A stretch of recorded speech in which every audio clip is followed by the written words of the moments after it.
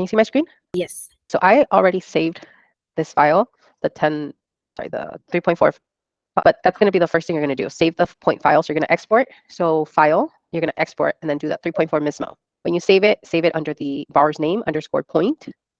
If it's refinance or if there's more than one, I would name it underscore refinance or underscore cash out, just so that way you know that that there's multiple. But this is the first one, first purchase. So we're just going to label it under the borrower's name. Okay. So you log in, you're going to go to register new loan, and then you can drag and import, or if you click on here, you can just find the file and it'll upload. It's going to be a first lien purchase. So this is a PUD, a detached owner occupied. So primary home, owner occupied. Let me see. So this is a full doc, meaning we're using W-2s and pay stubs. Always have your Calix point open while you're so you can compare each one. So our credit score is the mid of the 3, so 785. This is in California. Our comp plan is going to be borrower paid. So most of the things should already be on here, but we do want to just compare everything. Loan product 30-year fixed.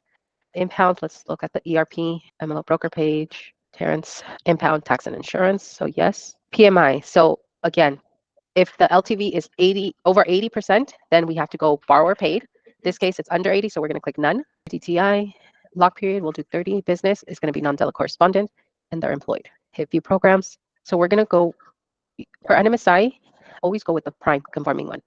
Next, so we're going to put in the borrower's phone number, their email, just want to make sure it's correct. Processor, Gia. Loan officer, even though this says Paul, we're going to put it under Peter. Loan associate, you would do your name, so that way you can do the file. In this case, I'm doing my own. And then we're just going to hit next. Everything looks good. Hit next. Now that you're here, you're just go to, you can go loan to main menu. So now we're going to go back to the loan summary here. And then we're going to go through these pages to make sure everything is input correctly. So on this first page, we're going to go to the third party, and we're going to add our title and escrow information. So our settlement, so let's pull up our master settlement statement and our prelim. I guess we don't have the prelim yet for this file. So we're just going to add this escrow information. Okay. Contact name. Let me send that email to follow up. So if we had the prelim, we would do the same thing. We would just click this edit button here and put in the titles information. So now we're going to go our step 3. We're just going to make sure everything is in there, that we're not missing anything. It looks the same as you. As what? It looks the same as UWM. Similar, yes. Yeah. Did you do submission with UWM already? On my previous job, I was trained. Oh, okay. This is super slow right now, so we're just gonna go ahead and move forward. So this mortgage, if there's something missing, that it's definitely not like a hard stop, you'll see this error message. So we'll just hit edit, and then this is gonna be, let me see. Why is our mortgage? So there's no actual property. Let me see if we'll just hit, there's no property. I'm gonna put other because it's not gonna let us proceed because it doesn't have an address to proceed with. So I'm just gonna hit other so we can get the mark off, okay? So technically what we should have done is match it to the property that this mortgage goes to, but there's no property. So I'm assuming this property, he doesn't pay for it. That's why it's being omitted. Next section. So if all this is complete in our point file, everything you shouldn't have to be changing everything. So it's really important that when we're reviewing the point, we complete everything on here, so that when we actually submit it, it's just straight compare and contrast, and not having to look for documents, look for certain information, what to complete it on the lender's portal. Does that make sense? Yeah. The interview date, always make sure it's the date that you are submitting it. If it's different, click the edit button and just update it. Okay. Okay. So this is set. Now we're going to go to our loan estimate. So pretty much what we're doing is on our left-hand side, just going down the line. So now we're going to enter our fees. So let me find the fee sheet. We're going to send an email to the LO real quick just to confirm no originate. Oh my God, why is it not?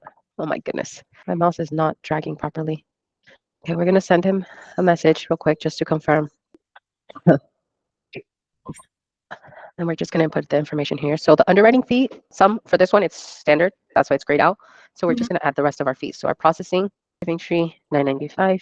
We're going to update this, and then if the LO comes back, if there's origination, we'll just come back to it. Okay. Okay. So for now, we're just going to proceed with these 2 fees. Appraisal, put other, and then do AMC. Always disclose it at 1,000. Credit report. For these fees, you can always go back to Notion and look at the fee worksheet, how to input the fees. So that way you can see. But once you get the hang of it, you'll kind of know. So Terrence Packet's one borrower will disclose at 300. We're going to disclose the 1004D, 300. I think this is a PUD. So we're going to put the questionnaire. Most likely we won't, for PUDs, we don't have to do this one, but we're just going to put it just so that way we don't have a tolerance fee. Tax service, 85. Sorry, thank you. Tax reimbursed. So these fees are most likely going to be paid outside of so paid prior to anything that we don't get invoices, then we can always remove that once we are closer to funding. Please input. There we go. Section C is our escrow fees. So again, we're going to open up our settlement statement, and then we're just going to go down the list here. So our lenders. So it's important when you put it in at the first at the loan summary, where we entered our title and escrow fees. So that way here we can just click on the escrow fee, or escrow name, or in this case we're going to have to put other and then type in the title's information. Oh, sorry. Title, we're always going to disclose it by 300, over disclose it by 375. Again, we're going to skip over our recordings, our deed of trust, and the recording fees. So let's see. We have our wire escrow settlement agent. We're going to over disclose this one as well by 300, 160. Now we're going to add our notary as well. So these last two, our transaction coordinator and this risk management, we're going to put it into our other section. So section H. Okay, so once you enter all the fees, if you don't have any room, I would combine the messengers, the 2 messenger fees for title and escrow, and the 2 wire fees. So now we're going to come back to these recording fees that we skipped over. Not that one, these right here.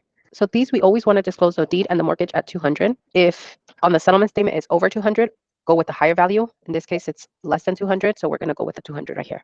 Sometimes there's an SB2 recording fee. You can just click here, and it's here. Okay. Our prepaids, this is a purchase. So for purchase, we're always going to include 12 months of homeowner's insurance. This is, we're escrowing, so this is all automatically being calculated. Now, section H, we're going to add the owner's insurance. This one. So since it's seller paid, we're going to click seller paid here, and then we're just going to put the fee. Now we're going to go and add the last 2 fees that we had skipped over. So it's going to be transaction behavior. Just make sure we have all the fees on here. Oh, Parents Pack, are you charging origination? No, this is a getting fee lending. This is getting fee lending for the mortgage company. Okay, so we're just going to go now to e-disclosures. Make sure the emails are correct here. We're going to go to LE. Again, we're going to verify all our fees are in. We just scroll down, click this check, review disclosures. We're going to download the section. We're calling it fee lending. So we're going to close this. And then I would just review this one more time just to make sure that the fees are in there. So this is going to be labeled copy of, oops, no, my keyboard died. Give me a second. Property address, and then today's date, you sent out the initial disclosure. So we're going to save this in our file. And now we're just going to send e-disclosures. So what I do, it's been sent. Let me send out the email to the, hello, oh my gosh. Okay, so once it's been sent, you can go to tracking, and then it'll show here it's being processed. Once the LO and the borrowers have completed signing, the status will change to completed. Okay, so now we're going to upload our submission files. So we're going to go here. So what I do, because NMSI, if it has a password, it won't accept it. I will, if my mouse ever starts working properly, I like to make sure that there's no passwords on them. Oh my goodness. My God. So all these, our submission packet would be rejected every time you try to submit it. So that's why I always double check everything, that it's not password. That's why when you guys are renaming it, it's important that you guys also check that these are not password protected. My God. Oh my goodness. This just makes it go worse. If I skip over this, we'll watch it be logged, and then it won't work. That's more work than the loan submission. There we go. So I'm just going to go ahead and go from here. We're going to upload. And now so now that we've uploaded, we can go to file management just to make sure that the 2 sets that we uploaded are showing. So once this is done, let's say that's the submission for NMSI. Once they have signed the disclosures, once you're going to go back to the upload submission, and you're going to click the submit to loan setup. But that's only once the initial disclosures have been signed by all parties. The status here shows completed. Any questions? So for this one, once we get the prelim, I'm going to go back and update the title information. Other than that, this one is set. Okay? Okay. Thank you. I just remember sometimes we ask for updated ESS. So when you need to update, you just go back in there and then update the fees, and then do you submit it again? No. So the updated settlement statement so our job in regarding to the fees for this one, for NMSI in particular, is done. We don't update the fees. We do get the updated settlement statement because the underwriter and the doc person has to review it, and they update it because they're the ones issuing trade documents. Other than the set of initial disclosures that we sent out, we don't send out any more of the trade documents. Okay, good. We don't update the fees on the portal. The lender does. In this case, NMSI will be updating that information. Gotcha. Okay. So in regards to getting it, request the fees to get the updated ESS, you would just send them the copy of the initial disclosures. Well, you wouldn't send them the full set of initial disclosures. You would only send out so you would only print out this set of initially so that you can send it. So I would just save this separately. Initially. Street, right? And then again with today's date. Other than that, I think we're done. Any questions? No, not so far. No?